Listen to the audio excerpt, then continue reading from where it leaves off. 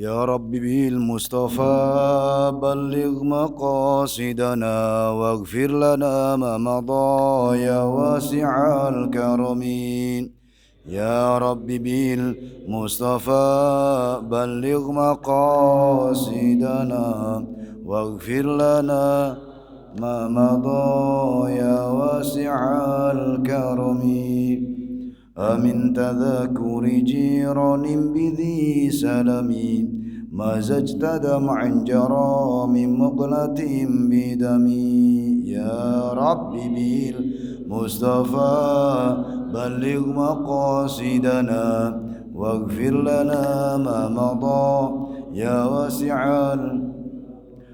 فكيف تنكر حبا بعدما شهدت به عليك عدول الدمع والسقم يا رب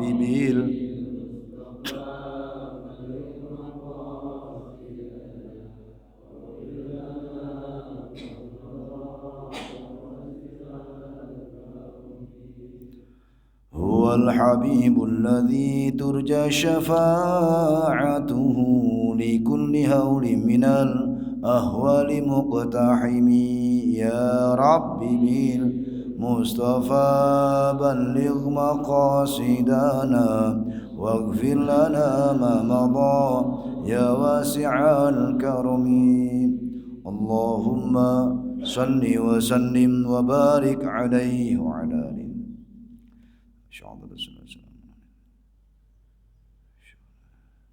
أنتقد النبي بكر محمد السيد نفعنا الله بعلومه الفاتحة أعوذ بالله من الشيطان الرجيم بسم الله الرحمن الرحيم الحمد لله رب العالمين الرحمن الرحيم مالك يوم الدين إياك نعبد وإياك نستعين اهدنا الصراط المستقيم صراط الذين أنعمت عليهم غير المغضوب عليهم ولا الضالين ربي اغفر لي ولوالدي آمين يا رب العالمين.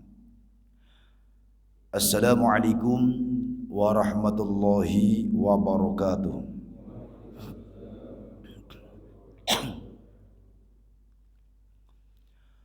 Alhamdulillahilladzi khalaqal mauta wal hayata liyabluwakum ayyukum ahsanu amala. Asyhadu an la ilaha illallah wahdahu la syarika lah wa asyhadu anna sayyidana Muhammadan abduhu wa rasuluhu la nabiyya ba'dah. Allahumma salli wa sallim ala sayyidina wa habibina wa syafi'ina wa maulana Muhammadin wa ala alihi wa ashabihi ajma'in amma ba'd.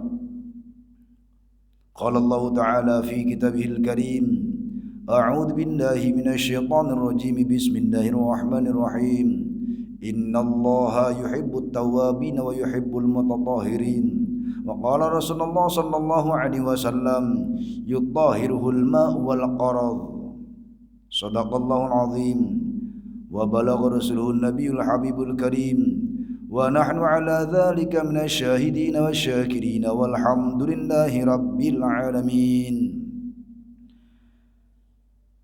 Yang sama-sama kita hormati jajaran kepengurusan DKM Masjid Khairul Ummah, yang sama-sama kami hormati asatidz, para pemangku wilayah, Bapak Ketua RW beserta jajaran pengurusnya, Bapak-bapak Ketua RT beserta jajaran pengurusnya, jamaah sekalian ya insyaallah senantiasa dirahmat Allah Subhanahu wa taala. Alhamdulillahirabbil alamin, segala puji bagi Allah yang senantiasa melimpahkan berbagai karunia nikmat-Nya kepada kita semua. Di antaranya nikmat iman dan Islam, nikmat sehat wal afiat. Sehingga alhamdulillah dengan kenikmatan ini kita bertekad kuat untuk melaksanakan perintah wajibnya Allah, yakni melaksanakan puasa di siang hari Ramadan. Mudah-mudahan imanan wahtisaban, semata-mata karena iman dan mengharap pahala dari Allah Subhanahu wa taala, ibadah puasa kita beserta amaliyah yang lainnya diterima Allah Subhanahu wa taala. Amin ya rabbal alamin. Salawat beserta salam semoga tetap terlimpahkan kepada baginda Nabi Muhammad sallallahu alaihi wasallam, kepada keluarganya, sahabatnya, tabi'in, tabi'ut tabi'in, sampailah kepada kita selaku umatnya yang mudah-mudahan kelak di yaumil qiyamah kita layak mendapatkan syafaat Rasul. Amin ya rabbal alamin. Hadirin yang dimuliakan Allah Subhanahu wa taala, sebelumnya sudah kita bahas tentang macam-macam air dan jenis-jenisnya. Insyaallah pada kesempatan pagi hari ini kita akan membahas tentang penyamakan kulit. Penyamakan kulit. Kulit yang disamak.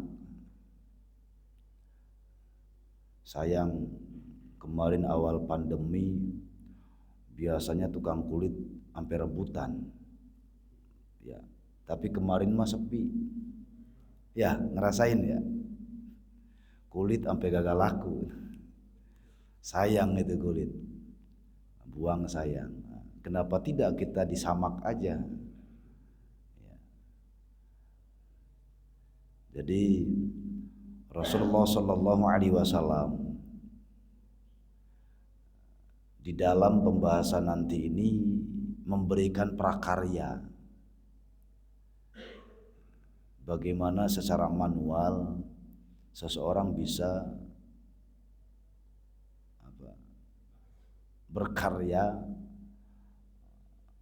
menjadikan kulit itu sebagaimana pakaian zaman dulu. Dulu saya pernah membahas bahwa ahlu sufah, sufah itu artinya bulu domba, kulit.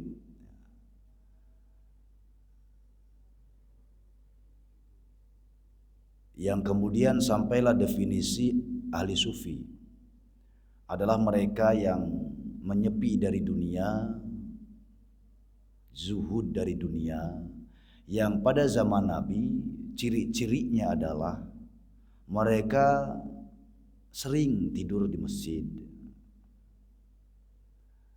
pakaiannya kulit domba. Gara-gara berpakaian kulit domba mereka dijuluki ahlu sufah. Perilaku mereka kemudian menjadi sifat yang namanya sufi. Itu dari kata dasar kulit domba. Kulit domba itu kasar-kasarnya pakaian. Kalau bahasa ininya sehina-hinanya pakaian. Zaman sekarang malah mahal ya baju kulit ya. Ya beda. Ternyata dari sisi kebudayaan bisa berbeda. Zaman dulu orang berpakaian kulit itu saking tidak punyanya. Ada kulit gimana caranya dipakai buat pakaian. Nah sekarang jadi style tersendiri, malah mahal. Zaman dulu pakaian orang-orang kasta sudra, sekarang orang-orang kaya malah.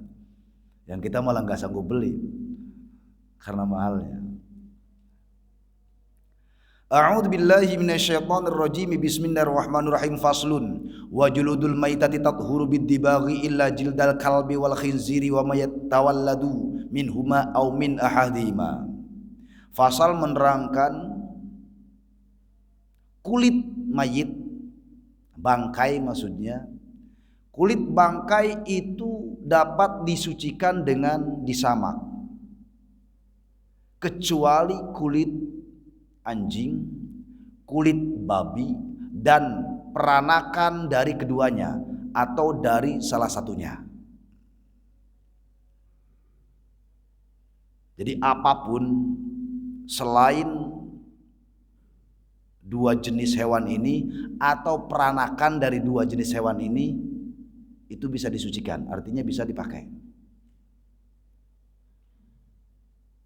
Maksud wa ma tawalladu minhuma itu artinya anjing misalnya bersetubuh dengan kambing, maka peranakan yang dihasilkannya tetap najis, nggak bisa. atau babi bersetubuh dengan apa gitu ya, peranakan. Al hayawanul ladzi yanjusu bil mauti idza dubigha jilduhu yathuru bidibaghi. Hewan-hewan yang najis dengan sebab kematiannya. Pembahasan fikih itu bedakan ya. Kalau mayit itu artinya bangkai. Bangkai dalam definisi fikih itu adalah hewan yang prosesi kematiannya tanpa melalui penyembelihan. Itu disebut bangkai. Sehingga ada istilah ketika seseorang salah menyembelih, maka dampak dari hewan yang salah penyembelihannya disebut bangkai. Jadi hewan-hewan yang najis sebab bangkai tanpa melalui prosesi penyembelihan yang syar'i. Kambing misalnya. Jadi kalau melalui penyembelihan yang benar ya dia tidak najis. Namun ketika kambing yang begitu saja mati gitu kan, maka dia najis. Itu bisa disucikan kulitnya dengan cara disamak. Sawaun fi dzalika ma'kulul lahmi wa ghairuhu. Baik hewan tadi yang boleh dimakan dagingnya ataupun tidak. Ya bisa macan misalnya,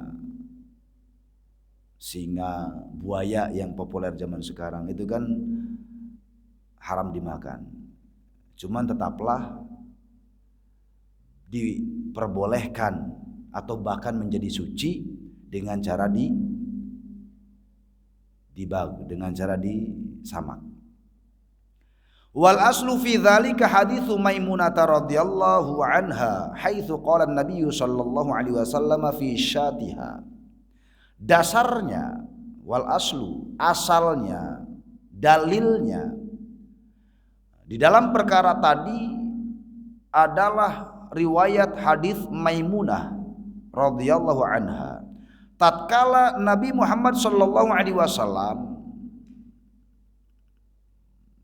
mengomentari tentang kambingnya, tentang kambing yang mati. Kata Nabi ini, "Lau akhadtum ihabaha." Kalaulah kalian mengambil kulitnya, maka itu lebih baik. Faqalu, maka para sahabat berkata, "Innaha mayyit." Nah, sesungguhnya kambing itu kan sudah menjadi bangkai. Faqala Rasulullah sallallahu alaihi wasallam, "Yutahhiruhul ma'u wal qaradhu." Kulit kambing tadi dapat disucikan dengan air dan daun salam. Ini Nabi ngasih salah satu metodenya, air dan daun salam. Rawahu Abu Dawud wan Nasa'i wa isnaduhu hasan. Hadis ini diriwayatkan oleh Imam Abu Dawud dan Imam Nasa'i dengan sanadnya yang hasan. Wa ani ibn Abbas radhiyallahu anhuma anna Rasulullah sallallahu alaihi wasallam qala, "Idza dubigha al-ihabahu faqad tahura." Ketika kulit itu disamak, maka jadilah suci. Rawahu Muslim. Tsumma idza dubighal jildu tahura zahiruhu qat'an wa kadza batinuhu 'ala al-masyhur al-jadidu fa yusalli 'alaihi wa fihi. Nah, kemudian ketika kulit sudah disamak, sucilah zahirnya dan batinnya, artinya bagian luar dan bagian unsur dalamnya pun, luar dalam dianggap suci menurut jumhur ulama. Fa yusalli alaihi wa fihi, maka bolehlah kita sholat di atasnya. Fa yusalli alaihi, bolehlah kita sholat di atasnya, wa fihi, dan memakainya. Ini Ini boleh kita sholat di atas kulit yang telah disamak dan memakainya, ya bisa jadi jubah, bisa jadi pakaian yang lain sebagainya.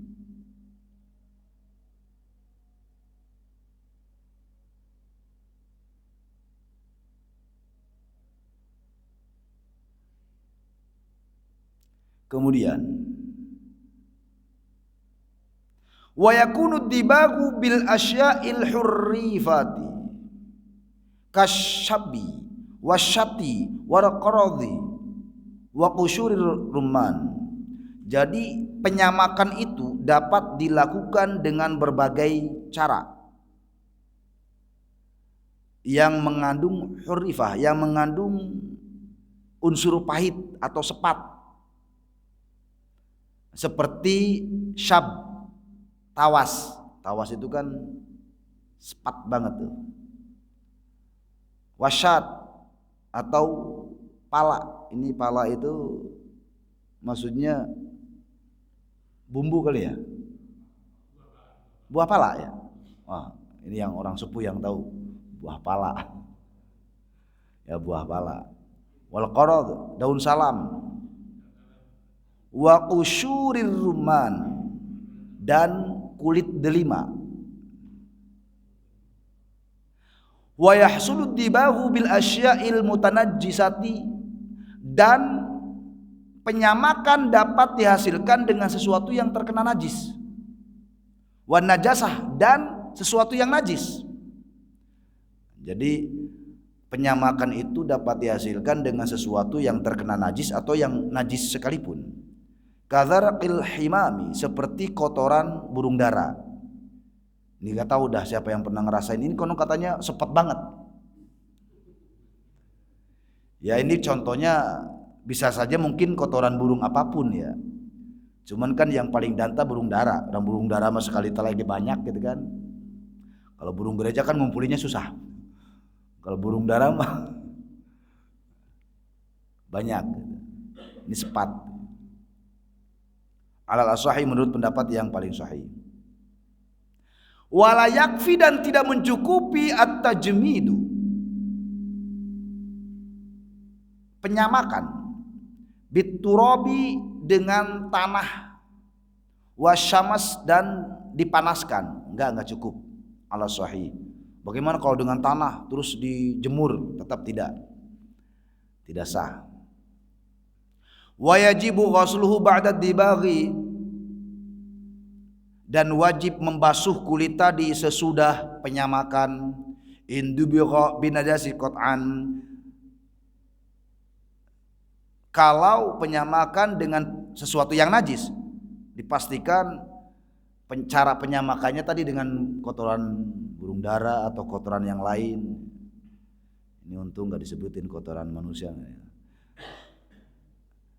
terlalu menjijikan mungkin.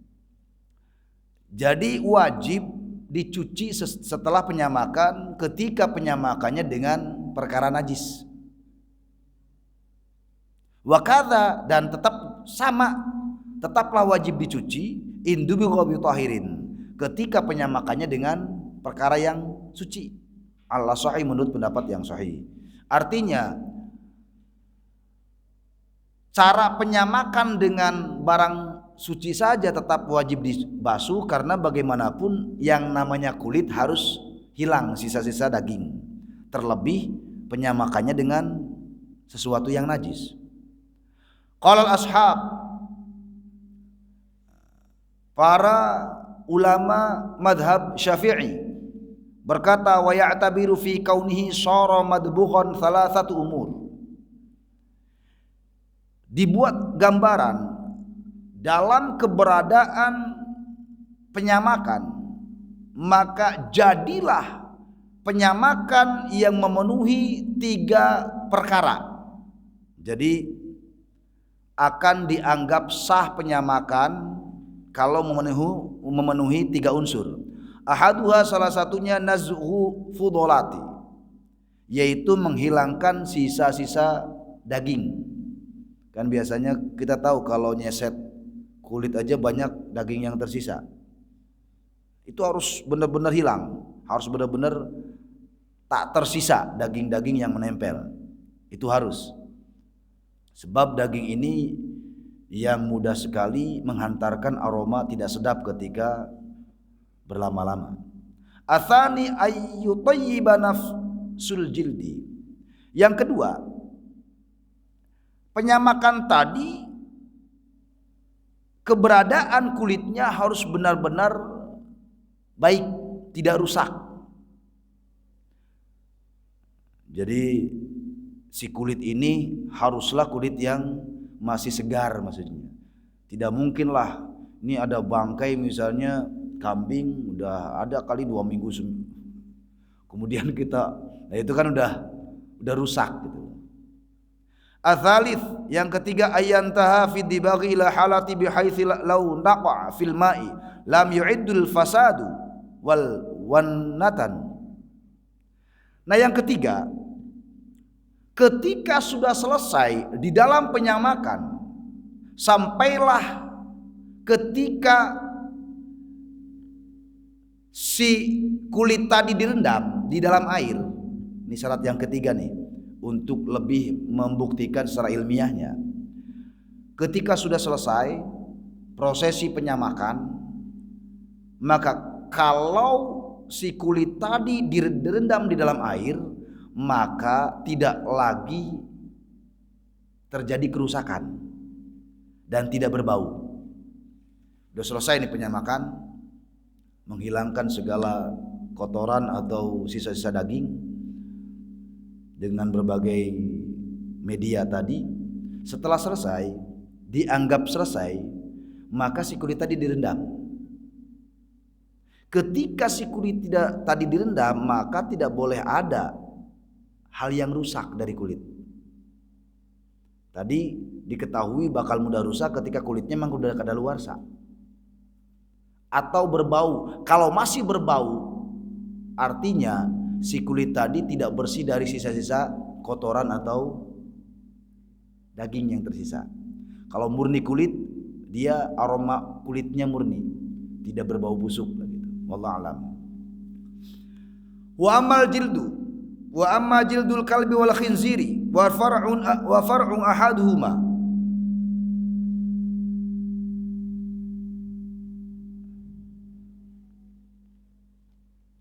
Dan adapun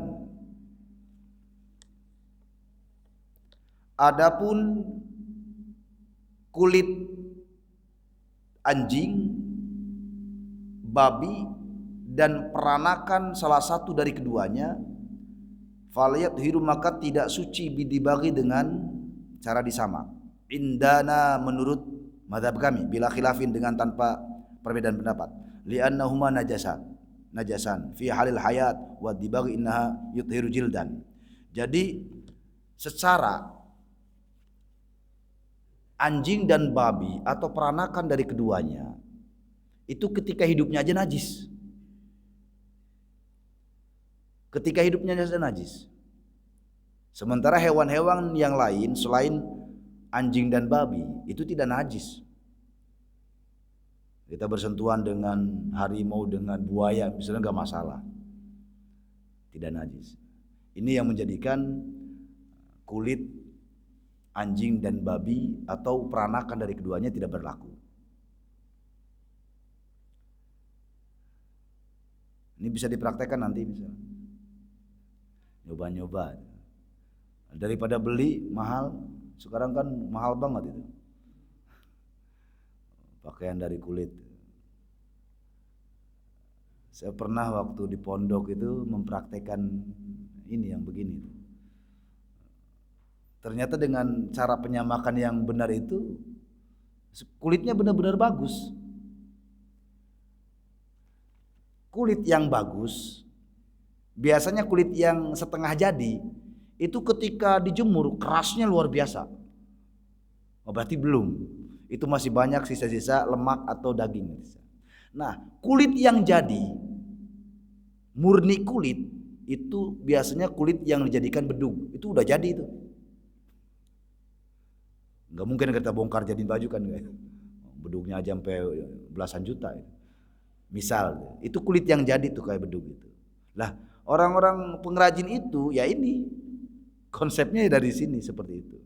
Saya pernah waktu di pondok itu ngaji beginian, penasaran ketika Idul Kurban, ya udah coba kita kulitnya kita samak bareng-bareng. Yang namanya pemula masih tebal, tapi menurut kita nih kayaknya udah nggak ada daging, masih basah. Kita jemur, kakunya luar biasa, kaku banget ya. Nah, ketemulah sama orang yang ahli genjering. Itu genjering apa tuh? Terbang. Dia tahu, kenal pengrajin itu. Ya ini penyamakan belum selesai kata dia. Penyamakan yang selesai itu semua yang bikin kaku itu kan lemak. Itu kulit tebalnya itu kan karena lemak. Aslinya kulit itu tuh tipis. Maka itu harus digosok benar-benar. Lemaknya dihilangkan. Kita praktekin terus. Setelah tipis cakep, jemur tetap lembut gitu, digulung juga nggak kaku. Nah pernah praktek ternyata dijemur kakunya luar biasa. Ya berarti itu masih belum itu cuman cuman hanya sekedar menghilangkan sesaat. Wah di situ banyak tertinggal namanya lemak segala macam, kaku kayak rempeyek gitu kan. Kalau aslinya itu benar-benar hilanglah lemak segala macam. Udah jadi itu digulung kayak kertas gitu loh. Itu udah jadi berarti. Nah kalau pingin nyeni ya kulitnya si bulunya jangan dihilangin, jadi dibuat jaket cakep. Jadi kayak zaman pendekar zaman dulu. Bulunya jangan dihilangin. Tuh. Nah masalahnya wa azmul maitati wa sya'ruha najasun illal adami. Tulang bangkai dan rambutnya itu najis. Illal adami, kecuali manusia. Tulang manusia, rambut manusia itu enggak najis. Alasannya hurimat alaikumul maitah. Jadi Allah sendiri yang menjaga kehormatan manusia. Jadi Allah mengharamkan bangkai dalam ayat ini adalah betapa Allah hendak menyampaikan tentang tulang dan rambutnya dari bangkai. Sementara manusia itu tidak dihukumi najis karena Allah ingin menampakkan sisi kehormatan manusia sebagai makhluk ciptaan yang paling sempurna. Jadi tulang dan rambut hewan itu hukumnya najis. Maka berhati-hati. Apa itu? Cangklong.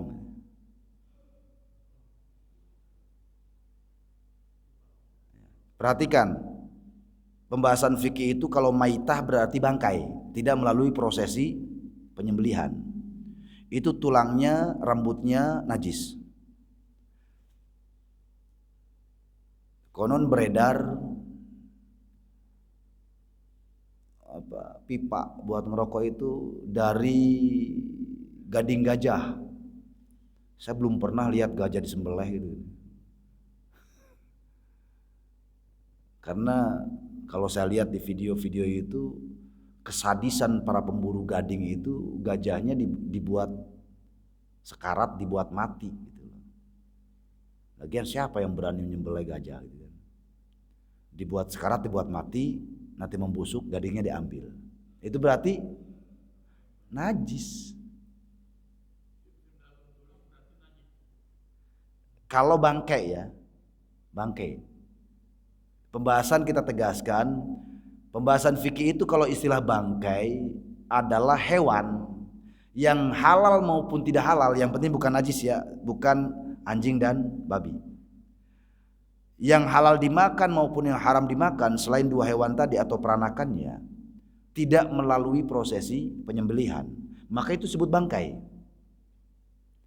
Ya misal gitu kita pingin buat pipa dari tulang keringnya kambing, ya silakan, tapi harus hasil sembelihan. Kalau bukan hasil sembelihan ya hukumnya najis. Ini kan seperti sepele, tapi ya hukum harus berlaku. Khawatirnya kita tidak tahu, kita namanya pipa ya, biasa buat ngerokok, masukin, kita bawa lagi sholat. Nah itu kan najis. Misal gitu kita bawa, karena nilai gengsinya tinggi loh,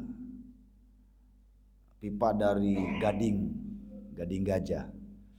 Nah, saya tidak yakin karena saya belum pernah melihat prosesi gajah disembelih ya. Dan kebanyakan para pemburu gading gajah itu ya gajahnya disekaratkan, dimatikan, dibiarkan, nanti setelah mati ya diambil gadingnya. Itu kan artinya bangkai. Nah manakala orang kemudian dengan gayanya ngerokok kemudian bawa pipa dari gading gajah, dia bawa sholat, nah otomatis sholatnya tidak sah karena dia membawa perkara najis. Ini sesuatu yang sepele ya, tapi butuh kehati-hatian.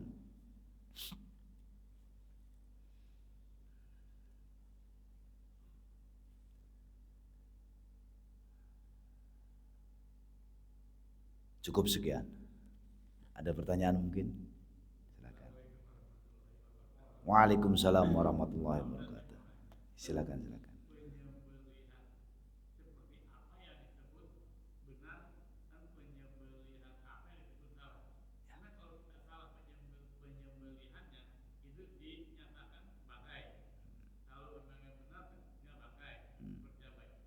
Jadi gini, perlu diluruskan ya. Karena di masyarakat itu ada pemahaman yang kurang pas. Yang wajib putus itu kerongkongan dan tenggorokan. Tenggorokan itu jalan nafas, kerongkongan itu jalan makanan atau minuman. Adapun dua urat nadi kanan kiri itu hukumnya sunnah bukan wajib. Sunnah ya, bukan wajib. Sehingga misal ini, karena saya masih ingat betul dulu ada orang yang memperkarakan gara-gara uratnya tidak putus misalnya, tersisa. Enggak masalah, itu sunnah kok. Sunnah. Karena yang utama dua, tenggorokan dan kerongkongan berdampingan. Kalau urat kan sini. Itu sunnah, tapi utamakan pula dua urat ini sehingga si ayam hewan apapun yang disembelih mudah selesai, tidak tersiksa. Sebab dua urat itu yang menjadikan darah mudah deras mengalir. Yang utama itu. Jadi jangan sampai ada misal nih, karena mungkin pernah mendengar juga permasalahan seperti ini sampai jadi rame. Oh itu uratnya enggak sampai putus, bangkai. Enggak. Tidak menjadi bangkai. Adapun cara menyembelih itu mah bebas. Aslinya bebas. Mau dengan cara berdiri kayak misal hewannya sambil berdiri, sambil dibaringkan kayak. Adapun cara dibaringkan itu sunnah karena melihat bagaimana cara Nabi menyembelih. Misalnya sambil berdiri ya silahkan, kalau tegel itu apa bahasa Jawanya? Kalau tega mah gitu. Kalau tega mah. Jadi itu. Ya tentunya kalau sampai sahnya adalah harus dengan menyebut asma Allah, udah jelas.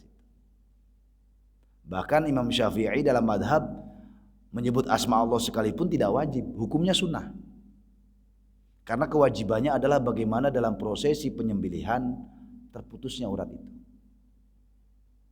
Tapi tetaplah basmalah disebutkan untuk membedakan antara keberimanan Islam seseorang atau tidak.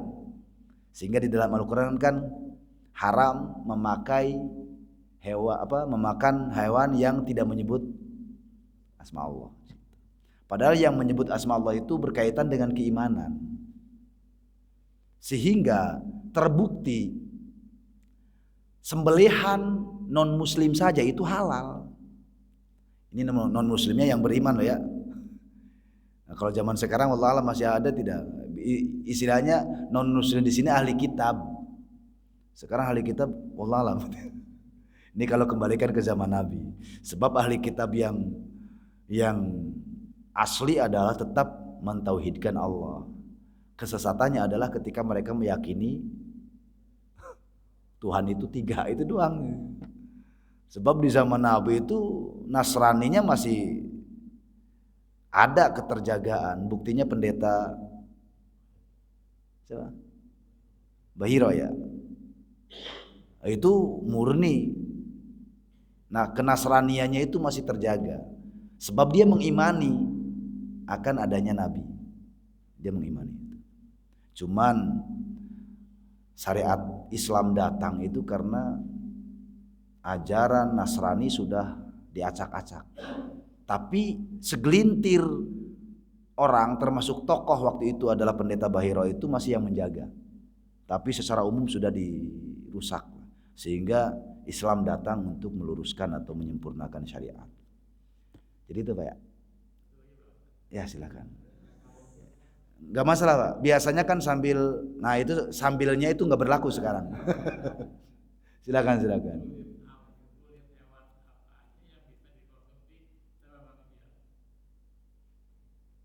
Ya kalau untuk konsumsi, ya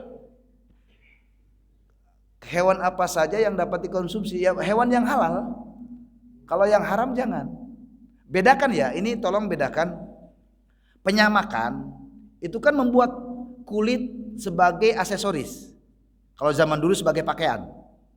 Nah, kalau penyamakan kulit itu boleh dari hewan yang halal dimakan atau dari hewan yang haram dimakan. Yang penting bukan dua hewan atau hewan yang beranak dari keduanya. Bukan anjing, bukan babi atau peranakan dari dua hewan ini. Artinya boleh memakai kulitnya hasil penyamakan.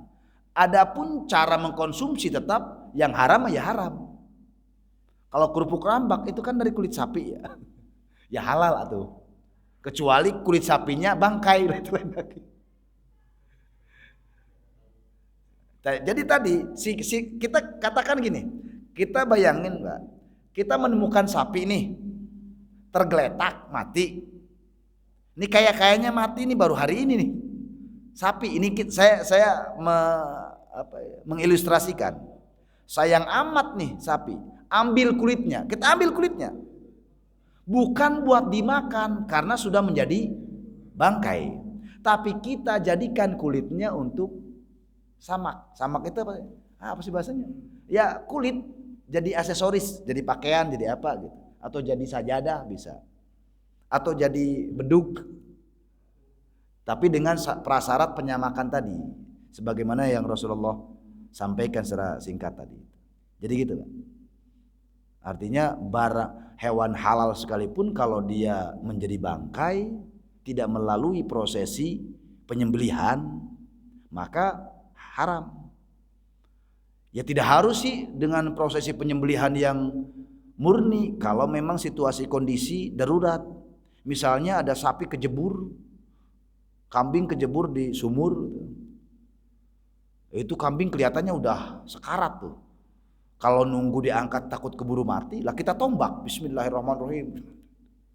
Selama tombak itu mengenai apapun dan mengalirkan darah, artinya sesuatu yang tajam ya. Sesuatu yang tajam wajibnya. Kalau dipukul gebuk itu enggak boleh. Mau dipukul gitu enggak, ya tetap enggak boleh. Itu halal. Pakai panah misalnya. Makanya di zaman Nabi itu ada riwayat hadis berkaitan pada zaman Nabi itu para orang-orang Arab itu demen melihara anjing untuk berburu. Nah, berburu dengan anjing. Manakala anjingnya terlatih, ini si pemburu bawa anjing, memburu misalnya kijang. Kijangnya ditangkap, diterkam. Manakala terkaman si anjing tadi, kemudian diniati dengan basmalah misalnya, kita ketika berangkat. Dan si anjing tadi terlatih, dia tidak memakan kupingnya misalnya. Maka si kijang tadi jadi halal. Ketika kita menemukan si kijang masih hidup misalnya. kita segera, atau kita panah dia lari misalnya. Kalau kena panah kan atau tombak kan kenanya kemana saja. Bismillahirrahmanirrahim. Nah, diburulah oleh si anjing ini, ngintil. Karena anjing ini terlatih, dia hanya memburu, kemudian setelah kalah si hewan buruan dia tungguin. Ini berarti kan anjingnya terlatih, maka halal.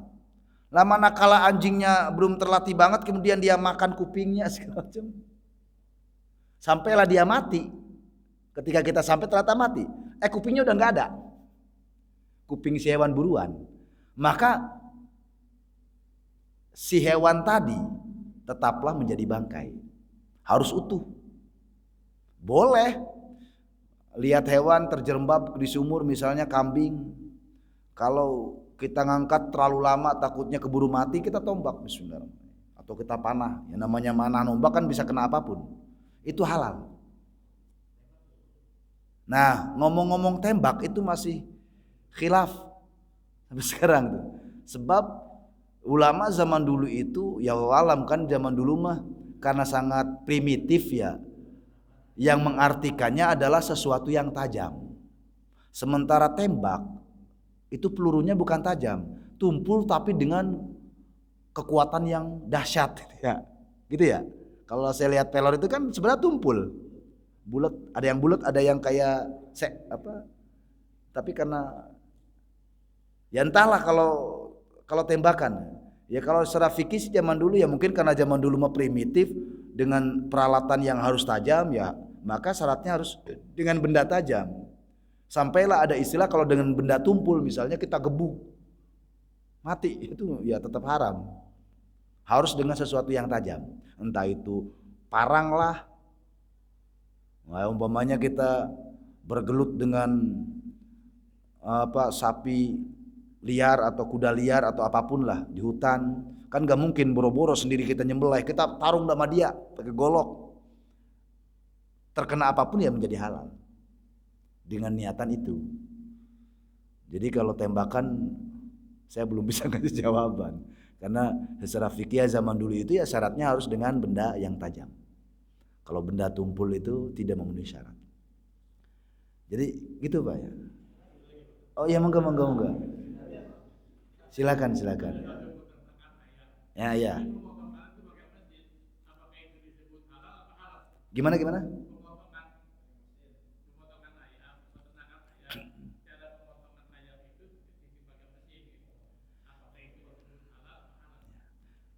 Kalau kembali ke secara fikih syariat, yang penting dengan benda tajam, entah itu manual, entah itu mesin, halal. Yang jadi masalah kalau saya nih, yang jadi masalah konon nih yang membuat saya kadang ragu. Ya kalau masalah cara nyembelinya terserah dah. Mau kadang kan seret gitu dong ya, seret. Selama 2 kerongkongan atau tenggorokan itu terputus tidak masalah. Yang sangat miris adalah itulah konon katanya langsung dilempar ke air panas. Nah ini yang kita meragukan, kapan darahnya mengalir? Padahal prasyarat dari penyembelihan adalah mengalirnya. Lah kalau langsung cemplungin, itu yang kita fokus bahasan harus sebenarnya dari di situ. Kalau masalah caranya pakai mesin ke, pakai manual ke, selama itu dengan benda tajam dan memenuhi syarat tidak masalah. Yang masalah tadi setelah disembelih katanya langsung dilempar gitu ya ke air panas. Lah terus padahal syarat dari penyembelihan adalah bagaimana mengalirnya darah. Lah kalau langsung dicemplungin ke air panas, darah membeku di dalam. Maka konon ini justru berbahaya bagi kesehatan. Itu aja yang walaupun ada yang membela diri seperti ini. Kan tetap sudah mengalirkan darah walaupun sesaat sebelum dilempar. Cuman kan tidak maksimal. Karena darahnya masih mengucur deras, dilempar ke air panas otomatis kan darahnya berhenti. Paling di situ yang menjadi pembahasan. Kalau masalah cara mah karena syariat hanya yang penting mah syarat terpenuhi. Itu aja.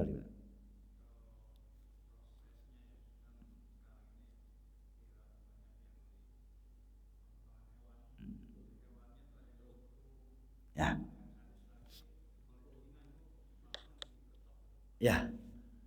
Kalau tidak salah saya pernah lihat di YouTube itu, di luar itu ya. Pada gencet gitu ya. Terus ada kayak tembakan, cetek gitu ya. Terus lemas gitu ya. Pingsan dibuat pingsan lah. Kalau saya sih secara syariat sah-sah saja, cuman secara adab kurang, itu doang. Secara adab, selama hewan masih hidup tidak masalah. Cuman secara adab tidak pantas. Adab itu bukan bagian dari syariat loh ya. Adab itu bicara kepantasan. Sama dengan kita sholat, yang penting tertutup aurat. Cuman kan kalau pakai kolor doang, ya tertutup aurat cuman kagak pantas. Itu ya. Jadi sempat ada bahasan semacam itu, mengantisipasi hewan-hewan yang besar, yang liar, yang susah dikendalikan, maka diperbolehkan dengan alat-alat pelemah. Selama ketika dilemahkan tadi si hewan tetap masih hidup, maka diperbolehkan. Walaupun sisi adab tidak baik, tapi tetap halal. Kita perhatikan, adab itu tidak berkaitan dengan sah dan tidaknya, hanya berkaitan dengan kepantasan. Sebagaimana kita sholat, syaratnya menutup aurat, ya boleh aja pakai sarung doang gitu di atas. Cuman kan ngablak atasnya. Ya sah, cuman adabnya kurang, itu doang. Jadi karena yang utama syaratnya si hewan masih hidup itu doang. Cuman rasa-rasanya secara adab kurang, itu aja masalahnya. Itu tahun kemarin sudah kita bahas bersama teman-teman. Kita pun menyarankan jangan, karena Nabi sendiri kan sampai bilang apa? Tajamkan pisaumu agar dia lekas selesai dalam rasa sakitnya. Itu kan Nabi itu masalah tajamkan pisau itu bicara adab. Lah bagaimana kalau pisaunya nggak tajam? Misalnya pisau nggak tajam, lupa ngasah, diketet-ketet lama, nggak masalah. Yang penting secara syariat terpenuhi, putusnya kerongkongan dan tenggorokan. Tapi kan lagi-lagi secara adab tidak pantas. Kasihan amat, lama banget. Kita lihat kalau orang nyembelih sapi atau lama, kita miris gitu ya. Ya sah, cuman miris, sah kok sah, lama kata-kata. Berarti kan si parang tadi kurang tajam. Nabi ketika menyatakan tajamkan pisaumu atau parangmu agar si hewan yang disembelih tidak merasakan rasa sakit yang berkelamaan. Itu bicara adab, bukan sesuatu yang wajib. Karena wajibnya adalah bagaimana terpenuhinya syarat terputusnya kerongkongan tenggorokan. Jadi Nabi ketika menyatakan tajamkan itu bicara adab. Ya misal tadi ada kasus orang ternyata goloknya kurang tajam, dia ketet-ketet, atau gara-gara begitu loh jadi bangkai, yang enggak. Bahkan ketika ini perlu langsung aja sekarang perlu ditegaskan kembali, ketika seseorang menyembelih dia terangkat, itu tidak batal, sah kok melanjutkan kembali. Selama ini kan pemahamannya batal. Enggak lah, enggak batal. Yang penting lamanya si parang tadi tidak berkelanjutan waktu. Entah karena, bahkan di kitab Fathul Mu'in kalau tidak salah, bolehnya ketika dalam prosesi penyembelihan, bolehnya si golok misalnya terangkat, misal karena mungkin ketika dimulai ternyata kurang tajam, dia ganti golok yang lain, itu boleh. Atau karena si hewan tadi berontak kemudian terlepas, dia ngambil lagi, itu tidak masalah. Selama ini pemahamannya ini perlu diluruskan. Katanya batal. Enggak batal kok. Kan pemahamannya selama ini batal ya? Enggak batal. Ini perlu diluruskan. Saya khawatir yang menyebabkan pembatalan ini gara-gara adab tadi. Adabnya memang ngapain sih harus ganti-ganti? Ini bicara adab. Tapi sah, tetap sah meskipun si golok tadi sempat terangkat. Ini pemahaman yang perlu diluruskan, karena selama ini dibilangnya, kalau udah terangkat batal. Enggak ada. Nggak ada ulama yang menyatakan seperti itu, nggak ada. Cuman saya heran kenapa itu jadi populer gitu doang. Ya, populer banget kan ya. Kalau terangkat batal. Ini siapa yang pertama kali mempopulerkan dulu? Saya menelisik nggak ketemu siapa yang mempopulerkan dulu. Itu dari zaman saya SD istilah itu ada. Padahal di dalam kitab-kitab fikih nggak ada pembatalan seperti itu. Saya heran siapa yang pertama kali mempopulerkan pembatalan ketika golok terangkat. Dan itu kan viral sekali dari zaman dulu sampai sekarang. Ini sekarang udah tahu ilmunya. Khawatir ntar nih ada tukang jagal karena dia kaget atau goloknya terlepas, kemudian dia ngulang lagi langsung diolok-olok. Lah kasihan. Lah lagi itu sapi jadi bangke. Jadi khawatir terjadi gitu loh. Takutnya terjadi juga di sini loh. Jadi tidak ada. Saya juga enggak siapa yang pertama kali menyatakan pembatalan itu, Allah alam.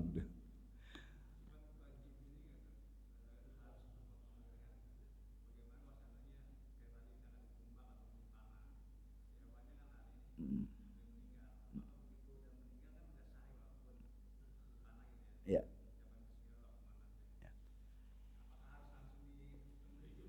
Ya. Itu kan nombak atau panah itu sebagai alternatif darurat. Manakala si hewan ketika kita temukan mati, maka halal. Ketika kita temukan ternyata masih hidup, disembelih.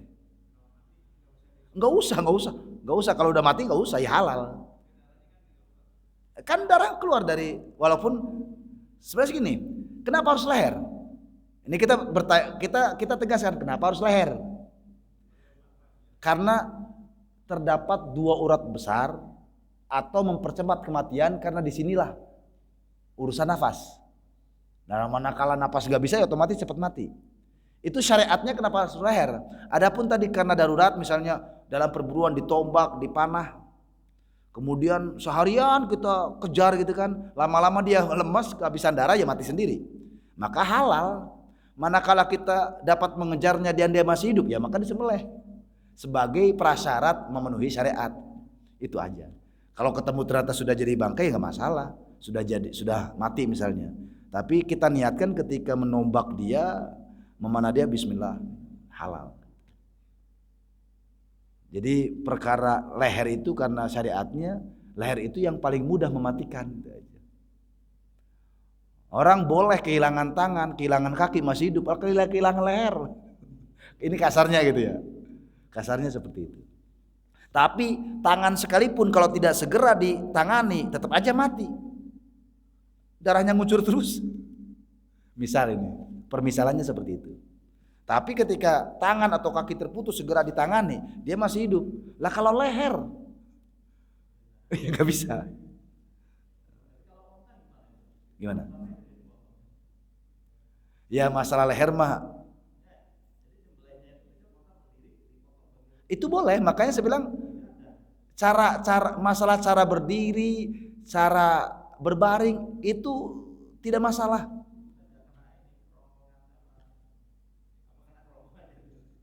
Ya mungkin bagi yang ahli di Minangkabau lebih sadis ya. Di Minangkabau atau di mana tuh? Di Toraja ya, tanah Toraja. Kerbau dia. Itu berdiri bener ya? Begini, itu berdiri. Wah, saya melihat kayak ngeri gitu. Tapi emang udah ahli sih itu, kita mah nggak bisa coba-coba. Udah ahli banget kelihatannya. Di samping keahlian dan juga tentu goloknya juga tajam. Ya nggak masalah. Saya bilang tadi, ini tadi ya.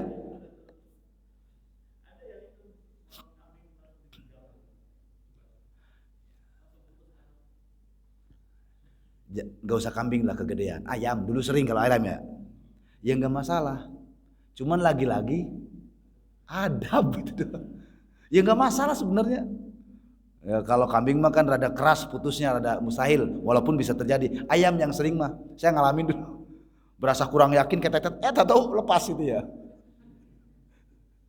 Itu dulu pertama kali saya SMP berani nyembelih ayam itu, kayaknya kurang yakin. Karena terlalu yakin, kok lepas. Ya nggak masalah sih, cuman adabnya kurang aja gitu, kurang. Ya silakan.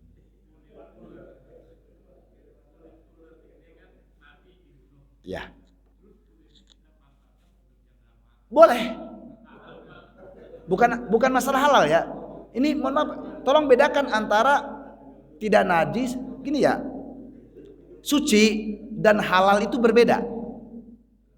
Sesuatu yang suci belum tentu halal ya. Kulit buaya, kulit ular disamak itu suci, tapi bukan berarti halal. Jadi sesuatu yang suci bukan berarti halal. Ya tadi kulit buaya disamak kan halal. Oh halal kan jadi ikut-ikutan kan suci. Suci kita boleh memakainya sepatu, boleh buat baju misalnya dari buaya gitu. Boleh. Bedakan antara suci dan halal ya. Kalau halal itu sesuatu yang dimakan. Kalau suci itu sesuatu yang dipakai. Artinya ya suci itu belum tentu bisa dimakan. Suci tapi haram dimakan gitu ya. Tidak halal gitu ya. Jadi ini bedakan antara suci dan halal. Ya tetap haram dimakan. Karena hewan itu pada dasarnya haram dimakan. Tapi kulitnya selain anjing dan babi atau peranakan dari keduanya itu bisa disucikan kulitnya. Makanya ada sabuk kulit ular, kulit buaya. Enggak silakan.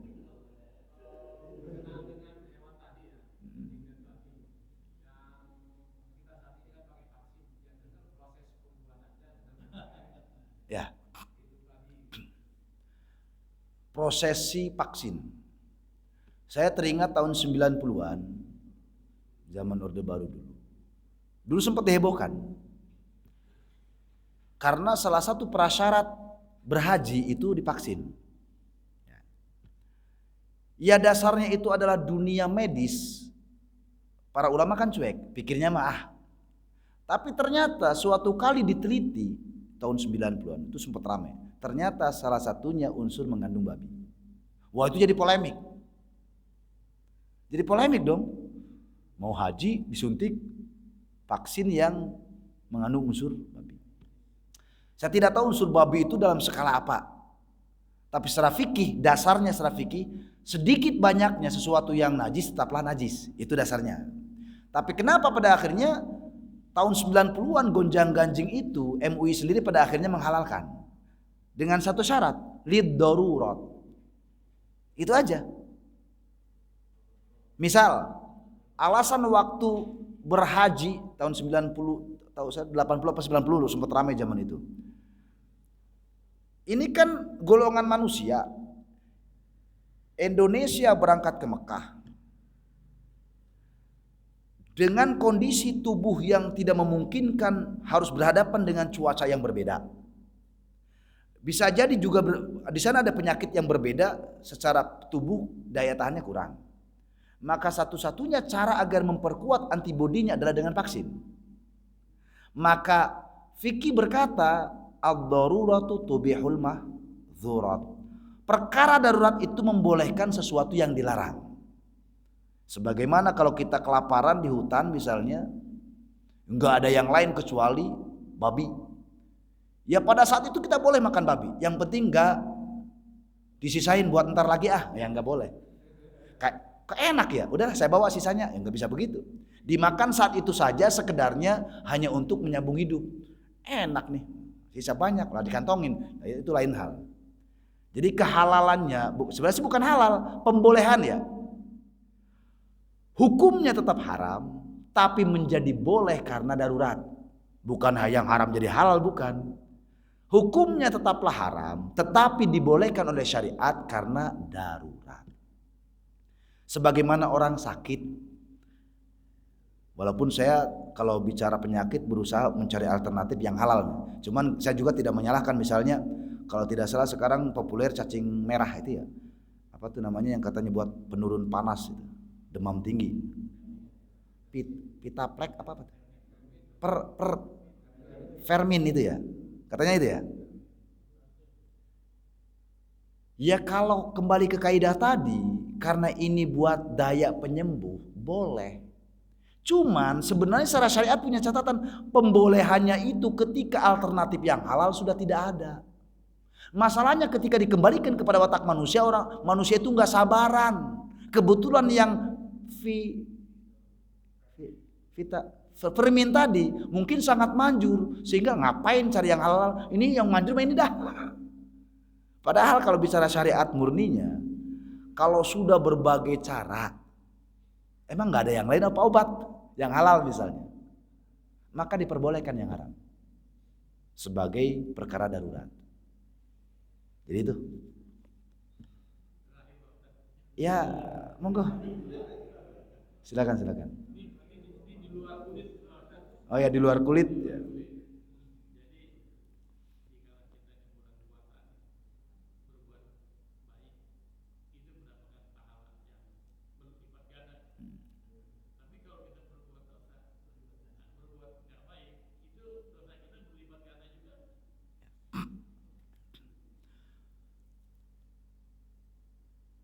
Syariat yang luar biasa yang Allah berikan kepada Rasulullah Sallallahu Alaihi Wasallam ketika beliau Mi'raj.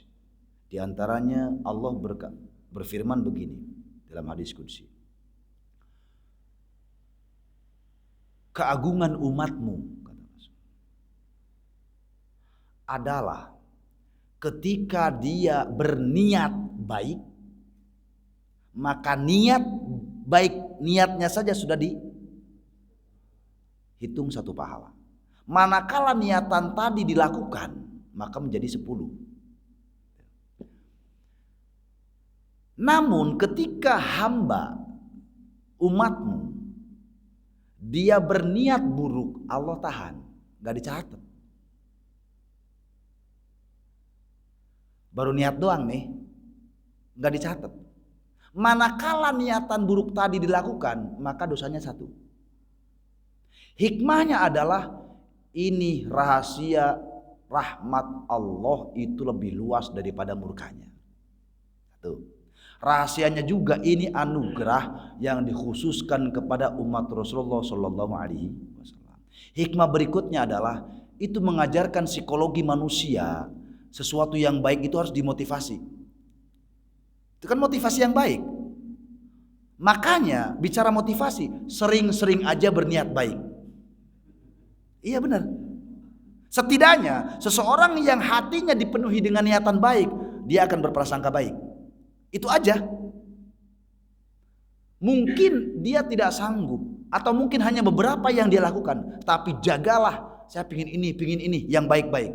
Setidaknya niatan-niatan baik itu menjaga laku hidup dia untuk tidak berbuat buruk. Itu hebatnya Allah memberikan rahasia. Baru niatnya langsung dicatat, biar kita semangat. Ketika orang baru niat, nah sudah saya pengen niat ini, sehingga ketika hatinya penuh dengan niatan-niatan baik, keburukan tidak sempat. Hikmahnya itu aja. Sering-seringlah niat naik haji. Tiap tahun, ya Allah, saya berniat haji tahun depan. Nah kalau masalah haji mah lain lagi bahasanya. Saya belum dapat panggilan. Lah, panggilan itu zaman sekarang nunggu kau Departemen Agama. Nah orang kaya seringkali ketika disinggung, kenapa sih nggak naik haji? Mungkin saya belum dapat panggilan. Zaman sekarang panggilan berlaku perdata. Daftar dulu baru dipanggil. Ya. Gegayaan, duit banyak, tapi ketika ditanya, mungkin saya belum dapat panggilan. Lo bagaimana dipanggil, daftar aja belum? Begitu Pak ya? Ini yang terakhir ya.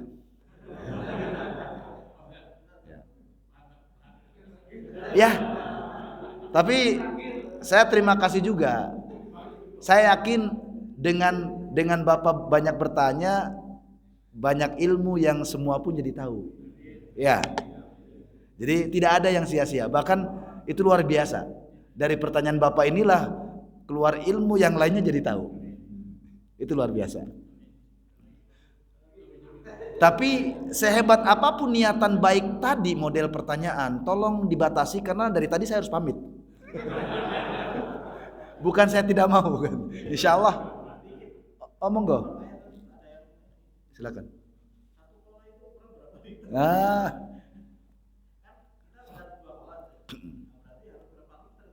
Gini. Bicara liter, 2 kolah itu dalam hitungan diameter itu 60. Pokoknya 60 ke bawah semuanya 60. Kalau bahasa apa? Balok ya. Yang bentuk sama itu apa? Kubus. Jadi bentuk kalau kita ngomong kubus lah ya, ini kolah nih. Ini kolah nih. Ini ya berarti 60 ke bawah 60. Pokoknya semuanya 60. Bukan 60 liter, 60 cm.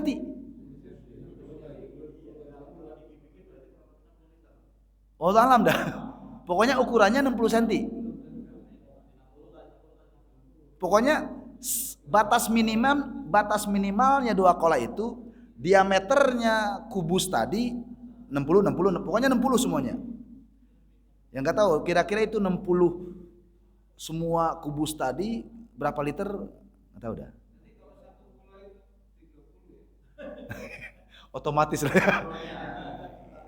Pertanyaan yang super.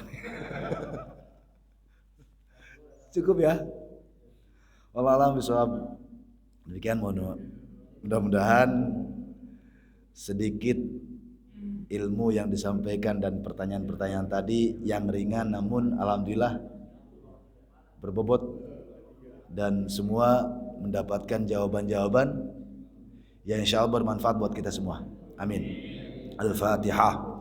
A'udzubillahi minasyaitonir rajim. Bismillahirrahmanirrahim. Alhamdulillahirabbil alamin arrahmanirrahim maliki yaumiddin. Iyyaka na'budu wa iyyaka nasta'in ihdinas siratal mustaqim siratal ladzina an'amta 'alaihim ghairil maghdubi 'alaihim waladdallin rabbil firli wal Mohon maaf kalau ada tutur kata yang kurang berkenan. Wallahul muwaffiq ila aqwamit thoriq. Assalamualaikum warahmatullahi wabarakatuh.